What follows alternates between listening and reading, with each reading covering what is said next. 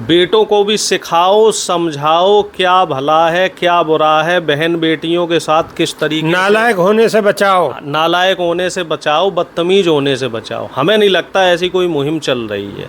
और जब समाज में जाहिल और असामाजिक तत्व भरे पड़े हैं जो हमें मालूम है, तो आप कब तक बचा लोगे? सबसे पहले तो इस तरह का जो ये सिस्टम है इसको बदलने की ज़रूरत है। बच्चियों के साथ साथ बच्चों को भी शिक्षित करने की ज़रूरत है, साक्षर नहीं शिक्षित। उन्हें समझाना है कि गलत मतलब गलत। जो हम गुड टच और बैड टच बच्चियों को समझाते हैं, वो गुड टच और बैड टच बच्चों को भी समझाना है। नमस्कार, क्या हाल चाल है? सब ठीक है? बहुत बढ़िया। अपने और अपने को ख्याल रखो और जब टाइम मिले तो वीडियो ज़रूर देखो। देसी देख, बिगर ब्रेक और बगैर लाग लपेट, बिल्कुल देसी अंदाज में। हमारे साथ मौजूद है प्रोफेसर अरुणेश यादव। अब अरुणेश यादव तो बहुत पुराने हैगे, आप देखते ही रहो, लेकिन बात तो नई आ ही रही हैं। नए केस आ रहे हैं, नए मुकदमा आ रहे हैं। मुकदमा को मतलब कई गंभीर चीज़ें चल रही हैं। सबसे गंभीर चीज़ क्या है? सबसे गंभीर है कि बहुत ज़्यादा बालिकाओं के साथ बलात्कार के मामले सामने आ रहे हैं और जगह जगह पे आ रहे हैं। पश्चिम बंगाल हो, चाहे उत्तराखंड हो, चाहे उत्तर प्रदेश हो, लाइन लग रही है। अब इतने केसन को यह तरीका दे आनो, और सरकार कहीं ना कहीं महिला सशक्तिकरण की बात कर रही है, लेकिन केस थमने को नाम नहीं ले रहे। अब सबसे बड़ी चीज़ जो हमें निकल के आ रही है वो एक आ रही है कि एक केस हुआ, वहाँ के बाद में लगातार ऐसे ही केस दोबारा, तिबारा, चौथी बार, पांचवी बार। तो क्या ऐसे केस लगातार रह रहे हैं जो खबरों में नहीं बन पा रहे, या क्या बात है? यही के विषय में प्रोफेसर साहब से चर्चा करेंगे। तो साहब स्वागत है जी, बहुत बहुत धन्यवाद। सबसे पहला सवाल तो यही है कि जहाँ हिसाब से ये घटना है रही है बालिकाओं के साथ, बच्चिन के साथ, और छोटी छोटी बच्चन के साथ बहुत ही अप्रिय घटना है रही है कि बताने में भी शर्म आवे, और पता ना कैसी मानसिकता के लोग हैं जो यह कृत्य कर रहे हैं। लेकिन ऐसी ही घटना लगातार, एक घटना हुई, दूसरी घटना हुई, तीसरी घटना हुई, चौथी घटना हुई। ये क्या सिलसिला है? ये बात समझ में नहीं आई। यहाँ पर थोड़ा सा प्रकाश डालो। देखो साहब, इसमें दो बातें हैं। पहली बात तो ये है कि हम एक तरफ तो ध्यान देते हैं कि साहब बेटी पढ़ाओ, ठीक है, बेटी को शिक्षित बनाओ, बेटी को समझदार बनाओ, बेटी को अच्छा बुरा सिखाओ। लेकिन क्या सरकार की तरफ से या समाज के जो बुद्धिजीवी लोग हैं उनकी तरफ से कोई ऐसी मुहिम चलती है कि साहब बेटों को भी पढ़ाओ, बेटों को भी सिखाओ, समझाओ क्या भला है क्या बुरा है, बहन बेटियों के साथ किस तरीके, नालायक होने से बचाओ, नालायक होने से बचाओ, बदतमीज होने से बचाओ। हमें नहीं लगता ऐसी कोई मुहिम चल रही है। अब बेटियों को आप कितना समझाओगे? और जब समाज में जाहिल और असामाजिक तत्व भरे पड़े हैं जो हमें मालूम है, तो आप कब तक बचा लोगे? सबसे पहले तो इस तरह का जो ये सिस्टम है इसको बदलने की ज़रूरत है। बच्चियों के साथ साथ बच्चों को भी शिक्षित करने की ज़रूरत है, साक्षर नहीं शिक्षित। उन्हें समझाना है कि गलत मतलब गलत। जो हम गुड टच और बैड टच बच्चियों को समझाते हैं, वो गुड टच और बैड टच बच्चों को भी समझाना है कि बेटा ऐसे करोगे तो ये गलत है, गलत मतलब गलत। और उनके अंदर ये शुरू से ये तालीम देनी है उनको। और कानून को भी खौफ होना जरूरी है। वो खौफ तो घर से ही आएगा। आप देखो, बेटी ने कोई काम गलत किया तो वो उसके पेरेंट्स उसे डांटेंगे, बोले कहेंगे नहीं बेटा ये गलत है, गलत है। और बेटा कोई गलत काम करके आया तो पीछे से पेरेंट्स उसको सहला देते हैं कि कोई बात नहीं, हम देख लेंगे। तो छोटी छोटी वो शैतानियाँ करता है तो आगे चल के उसका हौसला बढ़ जाता है, और वही समाज में फिर गंदगी फैलाने का काम करते हैं। पहली बात तो ये हो गई साहब। अब आ जाओ दूसरी बात पे जो बलात्कार वाली चल रही है।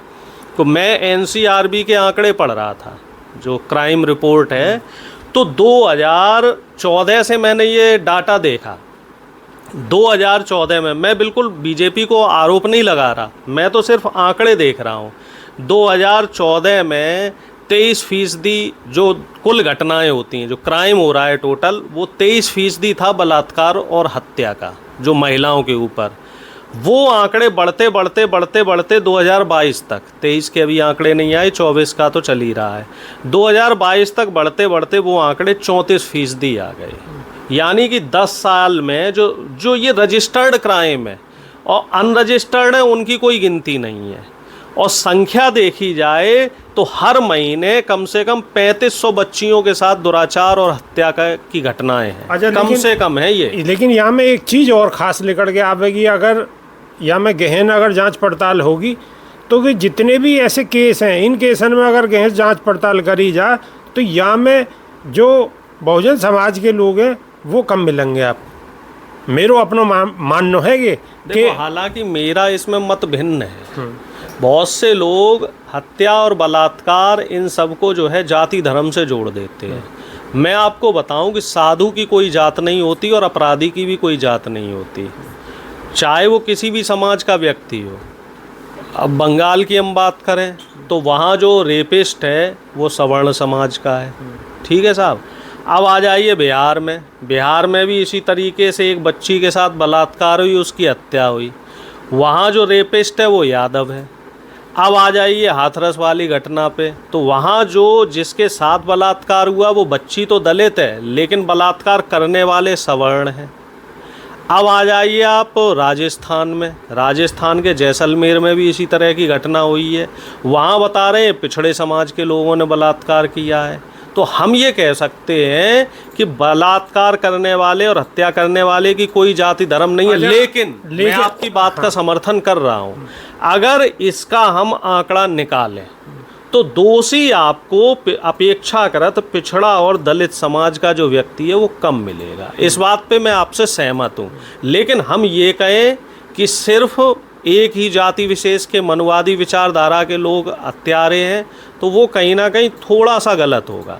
अब वो लोग क्यों ज़्यादा हैं उसके पीछे भी कारण है, क्योंकि हमारा जो समाज है 2 भाग में बटा हुआ था, एक अमीर एक गरीब। वो तो बाबा साहब का संविधान लगा, उसके बाद सब बराबर होने पे आए।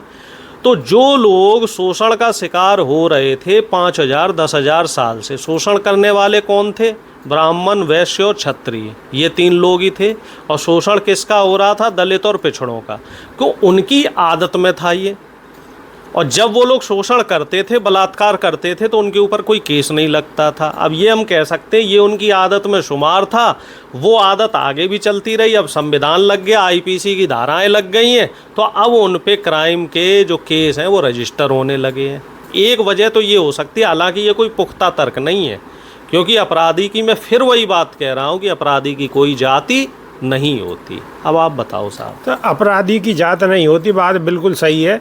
लेकिन जिनके साथ ऑलरेडी अपराध हुए हैं, अपराध होते आए हैं, और जो दलित शोषित हैं उनके साथ तो होते आए, तो वो तो कहीं ना कहीं वो इन सब चीज़ों से बचने की कोशिश करें कि वो कभी भी इन चीज़ों में फंसने की कोशिश नहीं करें। दूसरी बात, हाँ, दूसरी बात, आप अगर अमूमन अपने आसपास 100 200 400 किलोमीटर के एरिया में अगर देखोगे, जानोगे, तो वो लोग हमेशा इन चीज़ों से दूर रहे, चूँकि वो तो खुद भुक्तभोगी हैं। बिल्कुल, उनके साथ तो यह तरीके की घटना हुई है। बिल्कुल सहमत तो वो कानून को भी खूब अच्छी तरह से समझे कि बाबा साहब ने जो संविधान दियो, कायलियाँ दियो और कौन की नहीं दियो, तो वो कहीं ना कहीं इन चीज़ों से डर के रहमे हैं और फिर इन चीज़ों से बचने की पूरी कोशिश करें। और शायद यही वजह है कि उनकी संख्या कम है। देखो साहब, ये आपकी बात जो है वही बात मैं आगे बढ़ी कर रहा हूँ। चूँकि दलित और पिछड़ा जो समाज है इसके ऊपर सदियों से शोषण हुआ है, तो जिसके ऊपर शोषण हुआ है वही दर्द समझ सकता है इसका। वो एक दुआ है ना, जिनके पैर ना फटी बिमाई वो क्या जाने पीर पर आई। वो दूसरे का दर्द कैसे समझेंगे? दर्द वही समझ सकते हैं जिनके ऊपर शोषण हुआ है, जिनके बलात्कार हुए, जिनके साथ हत्याएं हुई, जिनके शोषण, जिनको बराबरी में नहीं बैठने और दिया। अब तो साहब बहुत जमानों बहुत आगे है कि सबके हाथ में फ़ोन है, हर आदमी पत्रकार है, हर आदमी वीडियो बना ले। बाकी बाद में इतनी सारी चीज़ें सामने आ रही हैं सरकार के। पहले ज़माने में तो कि फ़ोन वोन हुए ना करे, दबंग लोग गांव से बाहर भी न जान दे, जो भी हो वहीं के वहीं घर को पैक कर दे, दबा दे और मारने की धमकी दे और ज़बरदस्ती, हर तरह की ज़बरदस्ती करे। अब तो कम से कम ये फ़ोन को जमानो है, हर आदमी वीडियो बना के तो गिर ही दे और सबके अपने अपने समाज के नेता हैं, वहाँ तक बात पहुँच जाए, बात समाज में आ जाए, सब कुछ जानकारी है जाए, कानून भी संज्ञान ले। लेकिन पहले टाइम में ऐसी कोई व्यवस्था नहीं। इसी पे तो मुझे फूलन देवी जी की बात अभी ध्यान आ गई, ये मतलब बिल्कुल अभी क्लिक कर गई। अब आप सोचो, फूलन देवी जी के साथ 70 से ज़्यादा लोगों ने इकट्ठे दुराचार किया, पूरे गांव में निर्वस्त्र घुमाया। अब आप उस चीज़ की कल्पना करके देखो, मनवादी जो पत्रकार हैं, मनवादी विचारधारा के लोग तो बड़ी आसानी से कह देते हैं कि साहब फूलन देवी ने कानून हाथ में ले लिया और सबको जो है लाइन से खड़ा करके गोली मार दी। आप सोचो, किसी व्यक्ति के साथ आप इस तरीके की हरकत करो, वो निर्वस्त्र करके पूरे गांव में घुमाओ और एक एक करके सब व्यक्ति उसके साथ बलात्कार कर रहे हैं, तो उसकी तो मृत्यु हो ही गई, नैतिक मृत्यु तो आपने करी दी। अब वो अगर अपना कानून सुन नहीं रहा, क्योंकि जो थाने चौकी में बैठे हुए लोग हैं वो भी उन्हीं के लोग हैं, सुनवाई कोई हो नहीं रही, तो आदमी क्या करेगा?